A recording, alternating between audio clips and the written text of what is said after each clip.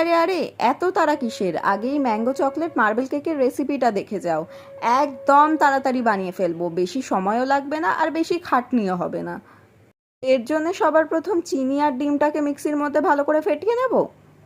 তারপর দিয়ে দেবো বাকি সব ইনগ্রিডিয়েন্টস: ময়দা, সাদা তেল, butter, Amul spray powder, baking powder, baking soda আর ভ্যানিলা এসেন্স। ব্যাস, এবার সব কিছুকে দিয়ে ভালো করে আরেকবার মিক্সিটা চালিয়ে নিলেই হয়ে গেল আমাদের অর্ধেক কাজ।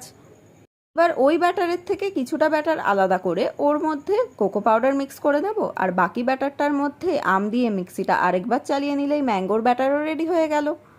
এরপর আগে থেকে গ্রিস করা বাটির মধ্যে 1 চামচ ম্যাঙ্গো ব্যাটার আর 1 চামচ চকলেট ব্যাটার এইভাবেই দিতে থাকবো, আর সবশেষে কাঁটা চামচ দিয়ে ভালো করে ডিজাইন করে নেব। আর কি, 40 মিনিট বেক করে নিলেই আমাদের mango chocolate marble cake ready. বলেছিলাম তোমাদের তাড়াতাড়ি হবে, কিন্তু তোমরা বিশ্বাস করো না।